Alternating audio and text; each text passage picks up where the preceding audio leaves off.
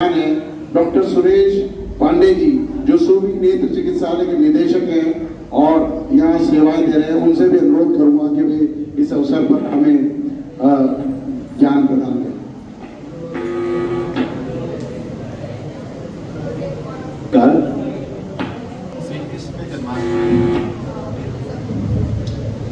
श्री कृष्ण जन्माष्टमी और राष्ट्रीय नेत्रदान पखवाड़ा के अवसर पर महात्मा गांधी राजकीय विद्यालय के सुंदर प्रांगण में उपस्थित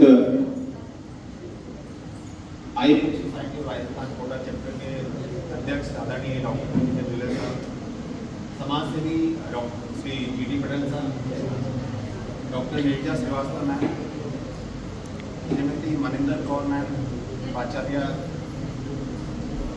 राजकीय विद्यालय डायरेक्टर साहब श्री सुरेश श्रीवास्तव और Shri Tiku Ojha ji, technician highway society Rajasthan Kota, मेरे स्टाफ सदस्य बजरंग जी और विद्यालय के सुंदर शिक्षकगण, शिक्षिकागण एवं स्टाफ सदस्य, प्यारे प्यारे बच्चों, आज भगवान श्री कृष्ण के जन्मोत्सव जन्माष्टमी का पर्व पूरे भारत में, पूरे विश्व में धूमधाम से मनाया जा रहा है और ये पर्व हमें संदेश देता है कि रात चाहे कितनी भी घनी क्यों नहीं हो, अंधकार चाहे कितना भी घना क्यों नहीं हो, एक दिन उजाला जरूर होता है, एक दिन उजाले का सूरज जरूर उगता है।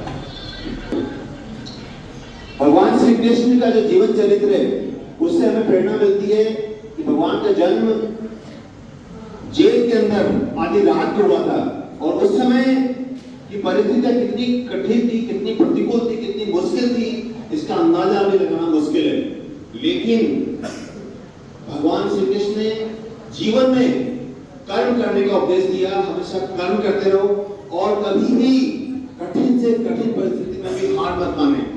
भगवान ने इसी चरित्र को अपने जीवन में करके दिखाया और उनका ये चरित्र हमें अनवरत प्रेरणा देता है, हमेशा कर्म करते रहने की, फल की इच्छा किए बिना, और हमेशा जीवन में प्रतिकूलताओं का मुकाबला करने के लिए। भगवान श्री कृष्ण के जीवन चरित्र से हमें एक और प्रेरणा मिलती है कि हम जीवन में हमेशा फ्रेंडशिप यानी कि एक दोस्ती का साथ दें। जब भगवान श्री कृष्ण सुदामा मिलने के लिए गए थे तो उन्होंने इतना बड़ा द्वारकाधीश का पद होने के बावजूद भी भगवान श्री कृष्ण ने सुदामा को इतना रेस्पेक्ट दिया कि वो फ्रेंडशिप, वो दोस्ती आज भी एक मिसाल है।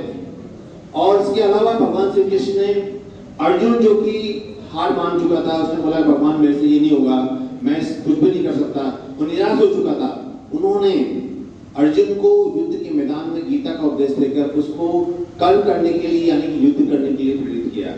और नेत्रदान पखवाड़ा और भगवान श्री कृष्ण के जीवन चरित्र में महाभारत में एक समानता है कि महाभारत में एक किरदार है जो कि जन्म से अंधे होते हैं। वो कौन थे? वो जो जन्म से अंधे थे महाभारत में कौन थे? धृतराष्ट्र। धृतराष्ट्र जो थे वो जन्मान थे और यदि उस समय उनकी आंखों का इलाज संभव हो सकता है, कॉर्नियल ट्रांसप्लांटेशन संभव हो सकता था, तो हो सकता है कि महाभारत को टाला जा सकता था।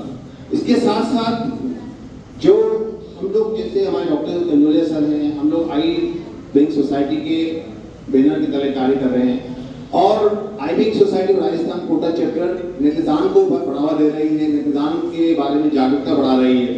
तो जो विजन देने का काम नेत्र चिकित्सक करते हैं, लेकिन जीवन में सन्मार्ग पर चलाने के कार्य, शिक्षा का कार्य हमारे आदरणीय आपके टीचर्स हैं वो देते हैं।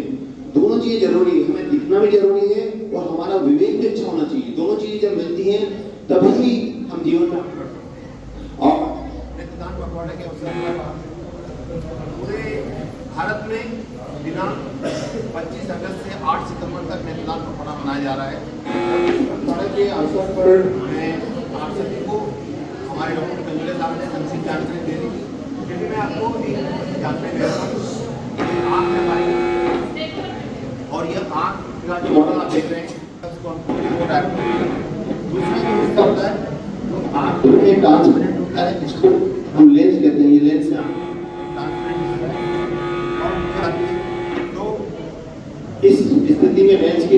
समस्या समाप्त हो जाती है तो एक बीमारी रहती है, उसको क्या बोलते हैं? कैटरेक्ट बोलते हैं।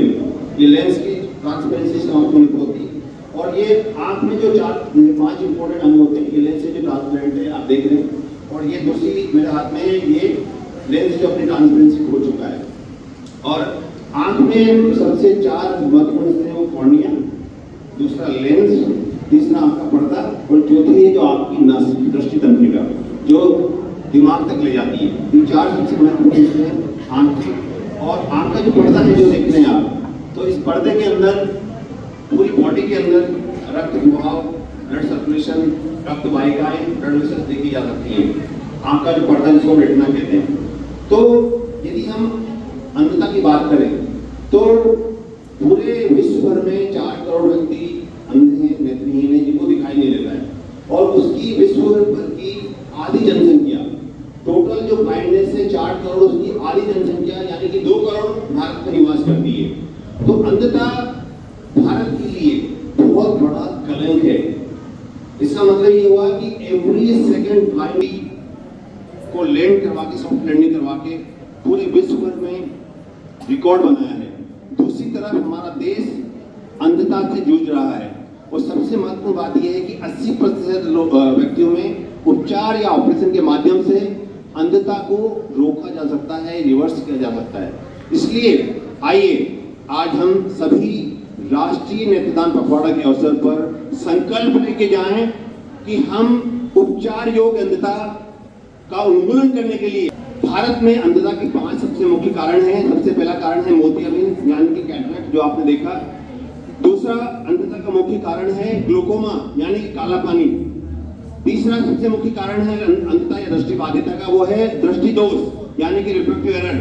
और चौथा कारण है रेटिना की बीमारियां, पर्दे की बीमारियां। और 5वां कारण है कॉर्नियल ब्लाइंडनेस यानी कॉर्नियल बीमारियां। दृष्टि दोष जो है वो आप लोग बच्चों की एज में बड़ा कॉमन है, जो दृष्टि बाधिता कर सकता है। उसके लिए सबसे महत्वपूर्ण बात यह है कि जब आप स्कूल आते हैं या घर पे रहते हैं तो एक आंख बंद करके देखें और दूसरी आंख बंद करें।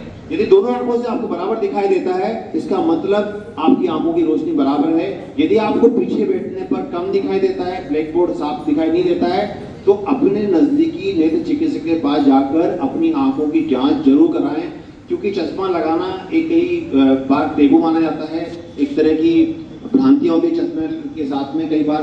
लेकिन चश्मा लगाने से आपकी रोशनी सही होगी, सही दिखाई देगा, तो आपकी लर्निंग सही होगी। क्योंकि हम लगभग 80% लर्निंग आंखों के माध्यम से करते हैं। आंखें भगवान का दिया हुआ एक अनुपम उपहार है। तो हमने बात की कॉर्नियल ब्लाइंडनेस के बारे में, हमने बात की ब्लाइंडनेस के सबसे 5 प्रमुख कारण के बारे में। अब हम बात करते हैं सबसे 2 इंपॉर्टेंट बातें और करनी है हमें। बात करते हैं कि खान पान के बारे में। खान पान में हमें विटामिन ए युक्त हेल्दी फूड लेना है। आजकल क्या है, जंक फूड का प्रचलन चल रहा है। जंक फूड से दूर रहें, फल खाएं, पपीता खाएं, अमरूद खाएं, केले और जो भी मौसमी फल आते हैं वो खाएं, हरी सब्जियां खाएं, जिससे कि हमारी बॉडी के अंदर विटामिन B12 की, विटामिन ए की, डी की कमी नहीं रहे। और इसके साथ साथ सुबह जल्दी उठें, 8 से 10 गिलास पानी डेली पिए। और स्मार्टफोन यानी कि जो मोबाइल फोन का उपयोग आजकल काफ़ी हो रहा है, और स्मार्टफोन के उपयोग के लिए 20-20-20 रूल का पालन करें। 20-20 रूल का मतलब होता है कि 20 मिनट के बाद 20 सेकंड का ब्रेक लें, 20 फीट दूर देखें। उसको बोलते हैं हम लोग 20-20-20 रूल। 20 मिनट स्मार्टफोन जब आप यूज करते हैं या कंप्यूटर यूज करते हैं, 20 मिनट के बाद 20 सेकंड का ब्रेक लें, 20 फीट दूर देखें और 20 कदम चल भी सकते हैं आप। और दिन भर में 15 से 20 गिलास पानी पिए गर्मी के दिनों में। तो ये 20-20-20 रूल है। और इसके साथ साथ सबसे महत्वपूर्ण बात यह है कि आंखों को चोट से बचाएं। कई बार क्या होता है, कुछ बच्चों के पेरेंट्स चूना और जर्दा खाते हैं, और जर्दा खाने से चूना खाने वाले पेरेंट्स जो होता है वो चूना की एक पाउच आती है, उस पाउच को जब आप दबाते हैं तो वो चूना आंख में चला जाता है। तो ऐसी स्थिति में आंख का जो कॉर्निया होता है, जो पारदर्शी पुतली होती है आंख की, जो सबसे पावरफुल रिफ्रैक्टिव मीडिया है आंख का, टोटल 60 डायमीटर में से 44 डायमीटर कॉर्निया कंट्रीब्यूट करता है। तो जब आप चूना खाते हैं, चूना को दबाते हैं, तो पाउच इस कॉर्निया को खराब कर देता है, इसकी पारदर्शिता समाप्त हो जाती है और पूरी आंख कई बार चोटिल हो जाती है, स्टेम सेल उसकी खराब हो जाते हैं। इसलिए चूने से बचें। यदि आपके पेरेंट्स चूना खाते हैं, जर्दा खाते हैं, बीड़ी पीते हैं, सिगरेट पीते हैं, तो उनको मना करें, आज जाके समझाएं उनको कि पापा मतलब ये काम मत करवाओ। क्योंकि बच्चे चीज़ें जो आपको शेयर करनी थी मुझे और इसके साथ साथ आंखों को चोट से बचाएं। कई बार क्या होता है कि तीर कमान के माध्यम से आंखों में चोट लग जाती है और फटाके के माध्यम से आंखें चोट लग जाती हैं। कई गाँव में जो लोग होते हैं उनकी आंखें बबूल की कांटे से चोट लग जाती है। तो आंख को चोट से बचाएं, बहुत इंपॉर्टेंट चीज़ है। बच्चे हैं आप लोग, कई बार पेंसिल घुस जाती है आंख के अंदर। और आइए हम नेत्रदान पखवाड़े के अवसर पर जागरूकता के माध्यम से रक्तदान, मानव प्राण नेत्रदान। तो इस नेत्रदान की मुहिम को जन जन तक पहुंचाने के लिए, भारत से उपचार योग अंधता का कलंक मिटाने के लिए भगवान श्री कृष्ण के जन्मोत्सव जन्माष्टमी के पावन अवसर पर हम संकल्प लें कि जीवन में हम अपने नेत्रों की रक्षा करेंगे और नेत्रदान की मुहिम को बढ़ाने के लिए इस प्रकाश को जन जन तक पहुंचाएंगे।